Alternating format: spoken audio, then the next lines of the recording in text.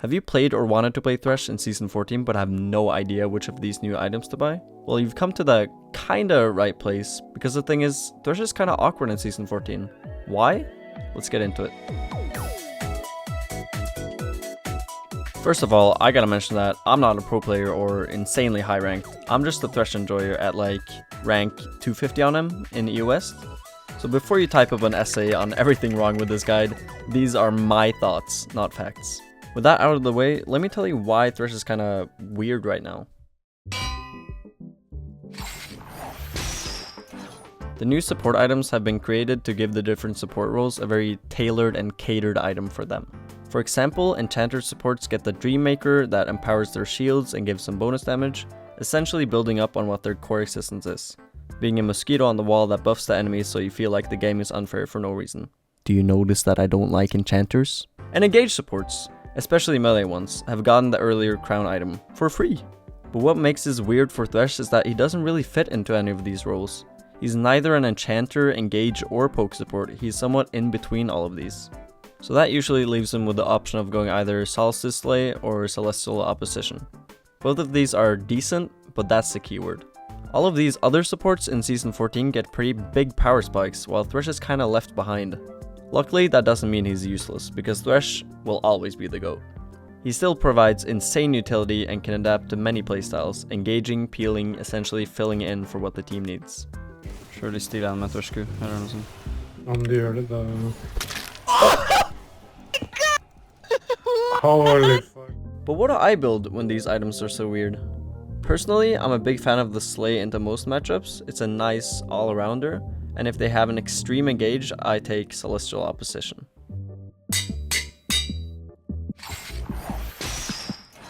For the actual items, I'm a huge fan of Locket to provide shields in teamfights, especially now that you should roam more for grubs and be part of a lot of skirmishes around the map. I go mobility boots most of my games because, I mean, it's just too fun. You can't tell me to stop going mobility boots. That's when the game starts getting exciting. Therefore, I also tend to stay a little bit away from Knight's Vow so it doesn't hurt my speed when I'm moving around the map, if it's not a situation where I have to peel for my ADC. Now to keep on the build path, I usually go Redemption after this to add to teamfights, because you'll be in 90% of teamfights as Thresh. After all of these, you can generally build whatever you need. A lot of AP casters on the enemy team, go Force of Nature, need anti-heal, Thormail is aight, and if you want to snowball, you can go Trailblazer early. I don't do that much, but I think it's cool.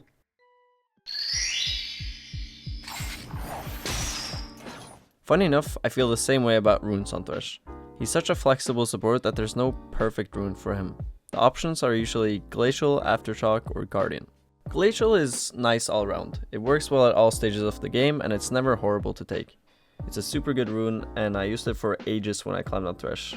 Aftershock is the rune you'll be looking at if you're facing engage supports or matchups where you think you'll have to tank a little bit.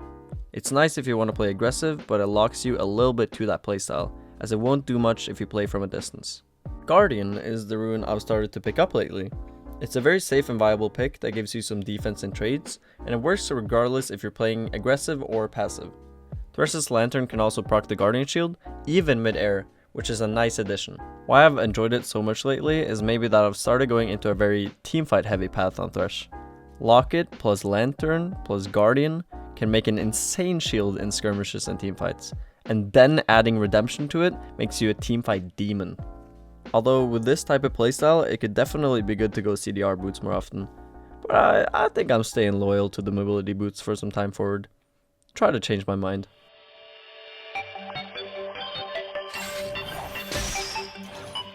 So what does the full build and runes look like?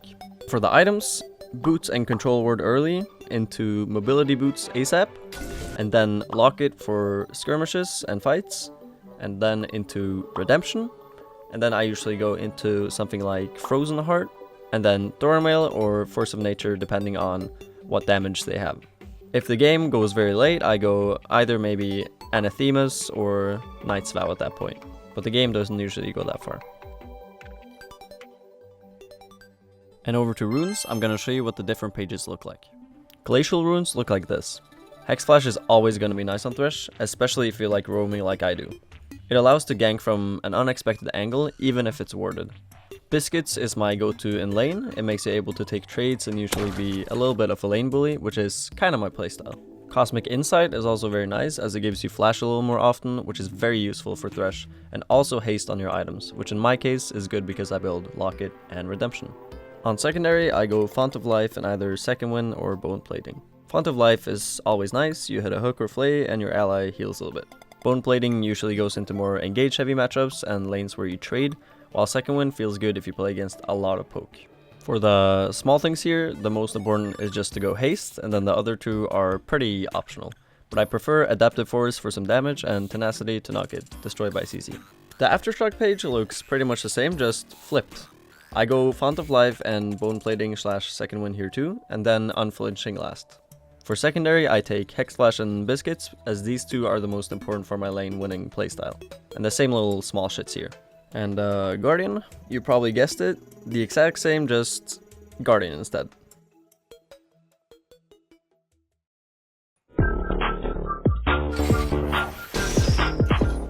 To put all of this together, I'll explain a little bit on how a typical game goes with this build. First off, I go for a cheeky invade 90% of the time unless they have some insane level 1 team. In this case, they had a warded, but usually you want to try to burn a flash. Since you have Hex Flash, it's always worth to trade your flash for theirs. In lane, I'm looking to push the wave insta and try to get level 2 first. This is an insane spike that usually gets you at least a flash. And after their flash is gone, you can easily flash E on them to get a kill or land a hook like this and make your ADC think you're scripting. And then you usually go for a reset, you get boots and a control ward. If you have gold to spare but not enough for mobility boots, you just buy a component like Ruby Crystal. Control ward your tri-bush and hug it into the corner furthest away from them, making it so they have to walk closer to destroy it, where you'll be more than happy to fight for it and most often win if they're not ahead. At this point in lane, you just want to look for enemies out of position and punish them if they go there. After a kill or eventually enough farm, you'll get mobility boots. Now you can roam towards mid and see if you can get a kill for your mid laner. Thanks to the control ward, we're able to pick up Huawei Mobile here, and a secret I'll let you in on is that casters without mobility will 90% of the time sidestep your hook. I do not take responsibility for any missed hooks. Grubs are important too. Roam for them and you'll be able to help in fights, either killing the enemies for it or bailing out teammates after you take them, like in this case. And that is pretty usual support stuff. Ward some bushes, look for kills, save some allies, hex flash too deep and die. When you're around mid and late game, you will almost always fight. You love team fighting as Thresh, so you should basically always be around your team. You either engage, peel, or do whatever is needed, and the better you get, the more kills you'll spoon feed your team, while also keeping them alive. Now this was a very simplified version of what a game looks like, but these are usually the chapters that go on repeat in every match. Thresh might be a little awkward this season. He doesn't really have the shiny toys that other supports do when it comes to items, but he's still good. The only thing now is that you need to do what Thresh usually does, just better. Last but not least, I want to know what you think of Thresh in Season 14. Leave a comment, either a sentence or a paragraph, and tell me your thoughts. Also, make sure to check out my Thresh to Master series. I upload new episodes every Friday, so stay tuned.